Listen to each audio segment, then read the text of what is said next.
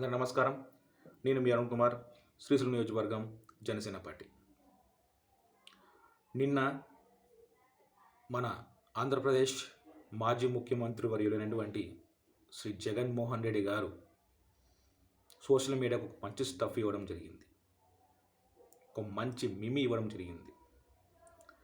Social మీడియాలో సరిగా videos లేక నవ్వుకోవడానికి చాలా ఇబ్బంది పడుతున్న తరుణంలో జగన్మోహన్ రెడ్డి గారు వచ్చి చాలా అద్భుతమైన స్టఫ్ ఇచ్చి మా అందరినీ ఆనందింపచేసినటువంటి జగన్మోహన్ రెడ్డికి ముఖ్యంగా చాలా థ్యాంక్స్ చెప్తూ, నేను ఎందుకు ఈ విధంగా మాట్లాడుతున్నానంటే, జగన్మోహన్ రెడ్డి గారు నిన్న వైసీపీ యొక్క ముఖ్య నేతలతో వారి కార్యకర్తలతో సమావేశమై కూటమి ప్రభుత్వం గురించి, వారి కార్యకర్తల గురించి కొన్ని విషయాలు మాట్లాడడం జరిగింది.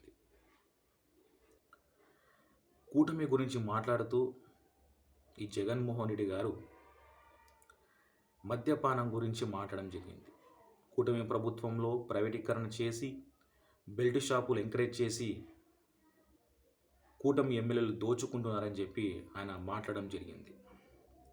ఇది ఎంతవరకు వాస్తవమో అవాస్తవమో ప్రజలు చూస్తున్నారు, ప్రజలు గమనిస్తున్నారు. నేను ఒకటే సూటి ప్రశ్న అడుగుతున్నా.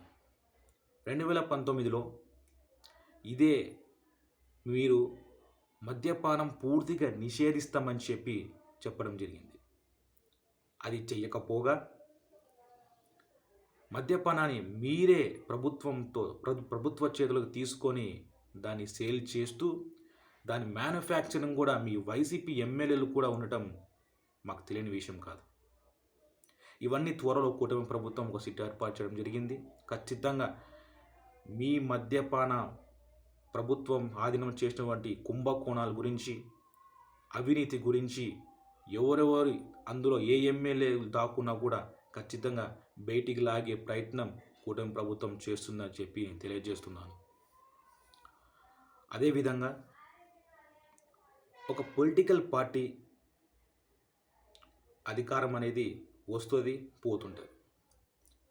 కానీ వైసీపీ పార్టీలో ఉన్నటువంటి అధినేత జగన్మోహన్ రెడ్డి గారు ఇప్పటికీ రియలైజేషన్ కాకుండా అదే ధోరణితో మీ మళ్ళా 30 ఏళ్ళు వస్తాం, నన్ను 1.0 చూశారు, నెక్స్ట్ 2.0 చూస్తారని చెప్పి అదే ధోరణితో, అదే అహంకారంతో మాట్లాడడం జరుగుతుంది. జగన్మోహన్ రెడ్డి వల్లనే వైసీపీ పార్టీ ధ్వంసం అయిందని చెప్పి నేను తెలియజేస్తున్నా. ఎందుకంటే ఎప్పుడు చూడు కార్యకర్తలతో అరాచకాలు చేస్తూ, వాలంటీర్స్, సచివాలయం, సీఎం ఈ యొక్క వ్యవస్థను సొంతంగా ఏర్పాటు చేసుకొని ఒక అడ్మినిస్ట్రేషన్ సరిగా లేకుండా ప్రజలని ఇబ్బంది గురి చేసి తానంతట తాను వైసీపీ పార్టీని భూస్థాపితం చేసుకున్నాడని చెప్పి నేను తెలియజేస్తున్నా.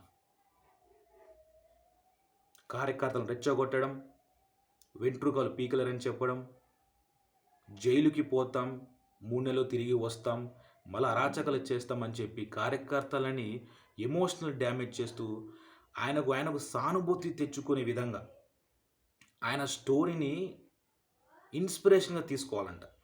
ఈయన చెప్పిన మేధావి ఆయన స్టోరీని ఇన్స్పిరేషన్గా తీసుకొని అలా కార్యకర్తలు ముందుకు పోవాలంట.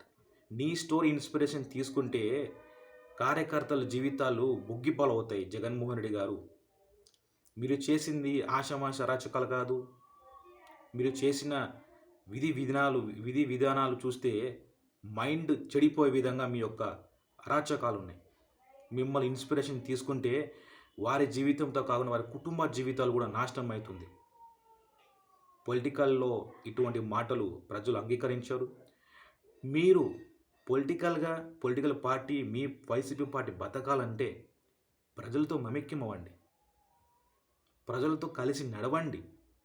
అంతేకాని మాకు ఇంకా అధికారం రాలేదు, మాకు అధికారం వస్తుంది, ఇంకా 30 ఏళ్ళు ఉంటామని చెప్పి అహంకార ధోరణితో వెళ్తే మాత్రం వైసీపీ భూస్థాపితం అవ్వడం ఖచ్చితంగా అవుతుంది. అదేవిధంగా కార్యకర్తల్ని మాత్రం రెచ్చగొట్టే ధోరణి చేయకండి. మీరు చేసి రెచ్చగొట్టే ధోరణితోనే గత మీ పాలనలో ఎవరెవరైతే మహిళల పట్ల, రాజకీయ నాయకుల పట్ల ఇష్టానుసారంగా మాట్లాడిన వ్యక్తులందరినీ ఇప్పుడు జైలు ఊసలెక్కుతున్నారు.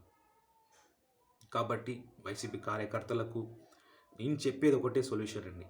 మీకు చెప్పే వయసు నాకు లేకపోవచ్చు, మీకు చెప్పే అంతటి వాడిని కూడా కాకపోవచ్చు, కానీ వైసీపీ అధినేత జగన్మోహన్ రెడ్డి ట్రాప్లో పడకండి. He is multi talented person.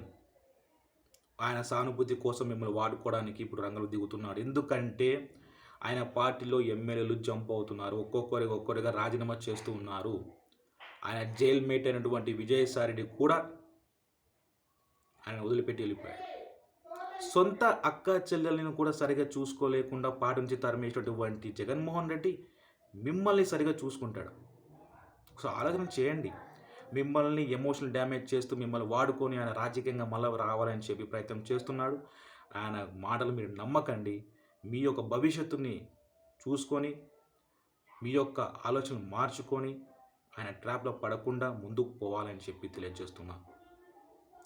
ముఖ్యంగా జగన్మోహన్ రెడ్డికి చివరిగా చెప్పేది ఒకటే, మీ పార్టీ బతకాలన్నా, మీ కార్యకర్తలు చెల్లాచెదురు కాకుండా ఉండాలన్నా, మీకున్న అంతో ఉన్నటువంటి నాయకులు ఎమ్మెల్యేలు ఉండాలన్నా మీరు ముఖ్యంగా అసెంబ్లీకి రండి.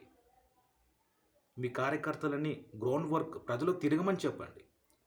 అప్పుడు నీకు ప్రజలు మిమ్మల్ని రియలైజేషన్ అయ్యాడని చెప్పి ఎంతో కొంత సానుభూతి అని వస్తుంది. అంతేకాని రౌడిజం చేస్తాం, అరాచకాలు చేస్తాం, జైలుకు పోతాం, మా వెంట్రుకలు పీకలేరు, ఈ వెంట్రుకలు పీకలేరు 2019లో మీరు అన్నారు, నా వెంట్రుక కూడా పీకలేరని ప్రజలు పీకే చూపించారు. కాబట్టి ఈ ఒక అహంకార ధోరణి, ఈ ఒక నీచపు మాటల్ని మానేసి ప్రజలతో కలిసి నడవడానికి ప్రయత్నం చేయమని చెప్పి నేను తెలియజేస్తూ సెలవు తీసుకుంటున్నాను. Thank you.